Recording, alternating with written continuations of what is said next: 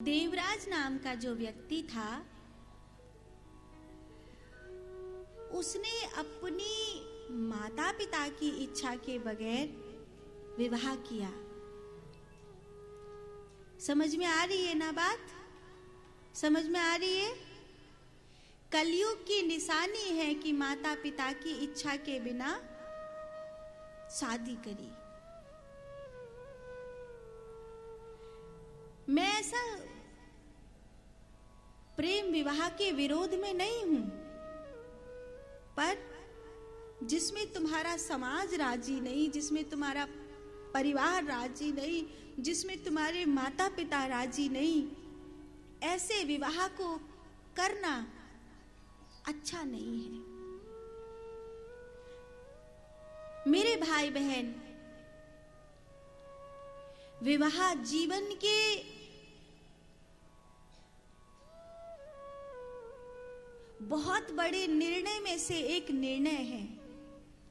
इस निर्णय को जल्दबाजी में मत लेना, इस निर्णय को इंद्रियों के आकर्षण में मत लेना। खासकर मेरी बेटियां, इंद्रियों के आकर्षण के कारण कोई ऐसा निर्णय मत लेना मेरी बहनों, जिसके कारण तुम्हारा खुद का जीवन नरक बन जाए और तुम्हारे माता पिता, तुम्हारे समाज को कष्ट हो।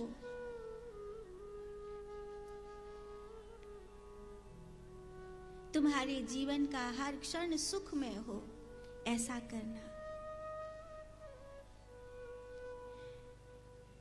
देवराज ने ऐसा नहीं किया।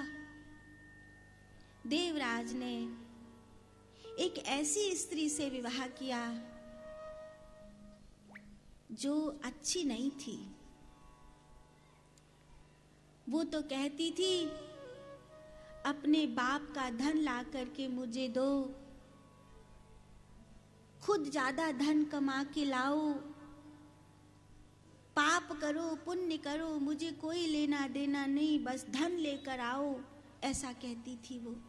देवराज नाम का एक व्यक्ति, जिसने मनमाना ब्याह किया, अपने माता पिता का धन लूट कर लाने के चक्कर में अपनी माँ को मार डाला। और जब उसने अपनी माँ को मार दिया तो उस देवराज के पिता ने उसको त्याग दिया। पिता ने त्याग दिया और देवराज धन लेकर के चला आया।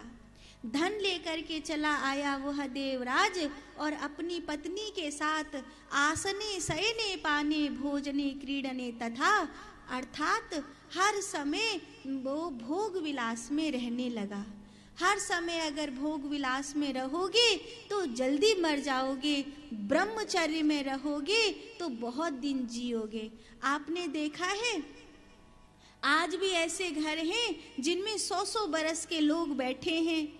जीवन को अच्छे से संतुलित जियोगे तो खूब चलोगे, नहीं तो अभी जैसे ईजा पीजा खा करके जी रहे हैं लोग, और वो मोमोज कच्ची मैदा खा खा के जो अंतड़िन को सत्यानाश करो ना तुमने, 60-70 बरस भी पकड़ ले तो बहुत है। और जो अब जन्म ले रहे गए वो तो 50 बरस भी पकड़ ले तो बहुत है। ऐसी छोटी जिंदगी रहती जा रही है तुम्हारी, क्योंकि भोगन में रहोगे तो पतन होगा, ब्रह्मचर्य से रहोगे तो एक अच्छी जिंदगी जियोगे। आप भोगों का चिंतन करते हो, भोगों में रहते हो तो तुम्हारा कल्याण नहीं होगा। नाम जप करोगे, ब्रह्मचर्य से रहोगे तो तुम एक अच्छी और श्रेष्ठ जिंदगी जी सकोगे। देवराज को ये बात समझ में नहीं आई। निरंतर भोगों में रहने के कारण, हाय पैसा हाय पैसा हाय पैसा करवे के कारण एक दिन वो शराब बेचतो भयो, सैनिकन के हाथ में पकड़े जाने वाला था। जैसे ही वो पकड़ा जाने वाला था, वो एक मंदिर में घुस गया। मंदिर में महादेव की कथा हो रही थी, उस कथा में छुप कर बैठ गया। बुखार आया, बुखार ज्वर में पड़ा, उसकी तो मृत्यु हो गई। पर जो जितने दिन वो ज्वर में था, मंदिर में था, इसीलिए सैनिकों ने पकड़ा नहीं उसको। सैनिक तो पकड़ने आए थे क्योंकि शराब का व्यापारी था वो, तो सैनिक पकड़ने आए थे। तो सैनिक मंदिर में होने के कारण पकड़ा नहीं गया, पर मंदिर ही मंदिर में ज्वर ज्यादा होने की वजह से वो मर गया।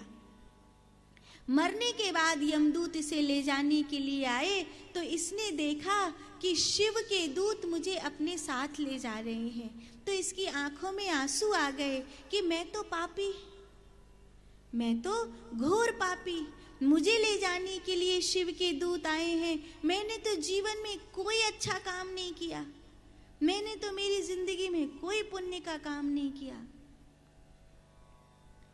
तब शिव दूतों ने कहा, तुमने मरते समय महादेव की कथा सुनी है, इसीलिए तुम मुक्त हो गए हो।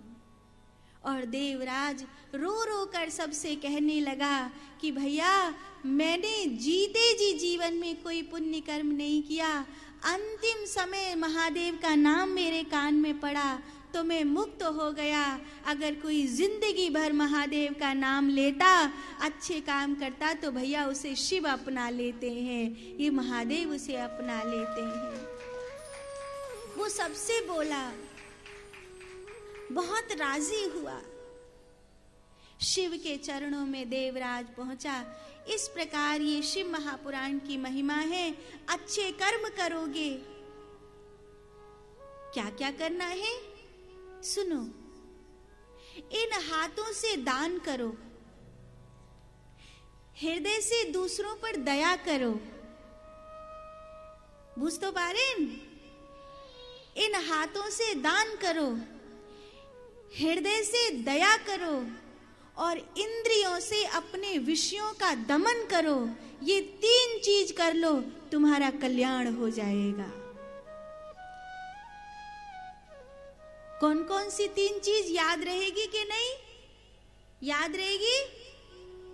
याद रहेगी कि नहीं? हाँ, भूलना नहीं, भूलना नहीं। ऐसी बातें 2 बार थोड़ी मिलती सुनने के लिए।